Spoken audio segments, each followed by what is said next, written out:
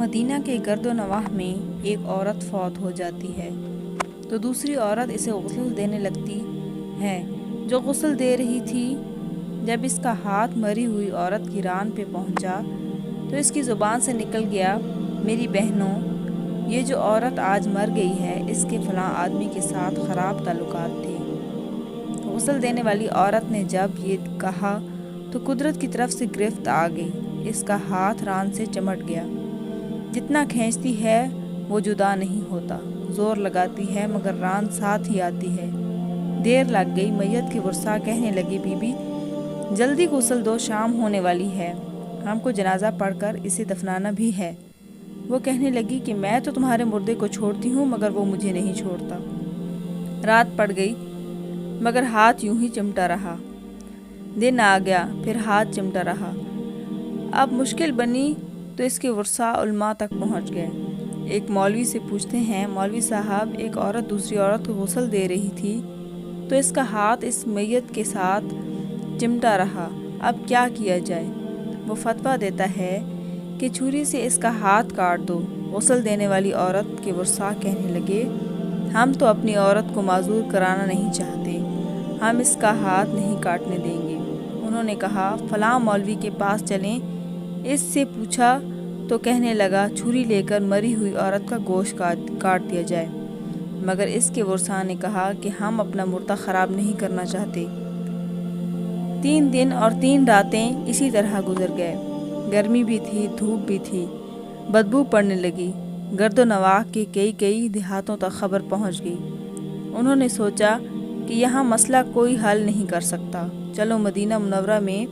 وہاں حضرت امام مالک رحمۃ اللہ علیہ کی خدمت میں حاضر ہو کر کہنے لگے، حضرت ایک عورت مری پڑی تھی، دوسری عورت اسے غسل دے رہی تھی، اس کا ہاتھ ران کے ساتھ چمٹ گیا، چھوٹتا ہی نہیں، 3 دن ہو گئے، کیا فتویٰ ہے؟ امام مالک رحمۃ اللہ علیہ نے فرمایا، وہاں مجھے لے چلو۔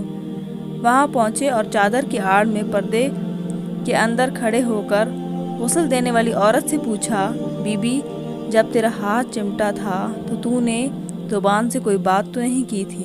وہ کہنے لگی، میں نے کہا تھا کہ یہ عورت جو مری ہے اس کے فلاں مرد کے ساتھ ناجائز تعلقات تھے۔ امام مالک رحمۃ اللہ علیہ نے پوچھا، بی بی جو تو نے تہمت لگائی ہے کیا اس کے 4 چشمدید گواہ تیرے پاس ہیں؟ کہنے لگی، نہیں۔ پھر فرمایا، اس عورت نے خود تیرے سامنے اپنے بارے میں اقرار جرم کیا تھا؟ کہنے لگی، نہیں۔ فرمایا، پھر تو نے کیوں تہمت لگائی؟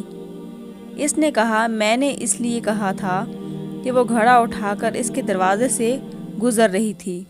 یہ سن کر امام مالک رحمۃ اللہ علیہ نے وہیں کھڑے ہو کر پورے قرآن میں نظر دوڑائی، پھر فرمانے لگے، قرآن پاک میں آتا ہے، جو عورتوں پر ناجائز تہمت لگاتے ہیں پھر ان کے پاس 4 گواہ نہیں ہوتے تو ان کی سزا ہے کہ ان کو 80 کوڑے مارے جائیں۔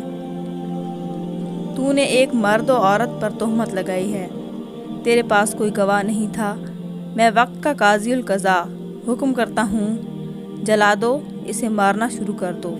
جلادوں نے اسے مارنا شروع کیا، وہ کوڑے مارے جا رہے تھے، 70 کوڑے مارے گئے مگر ہاتھ یوں ہی چمٹا رہا، 75 کوڑے مارے گئے مگر ہاتھ پھر بھی یوں ہی چمٹا رہا، 79 کوڑے مارے گئے، ہاتھ نہ چھوٹا، جب 80واں کوڑا لگا تو اس کا ہاتھ خود بخود چھوٹ کر جدا ہو گیا۔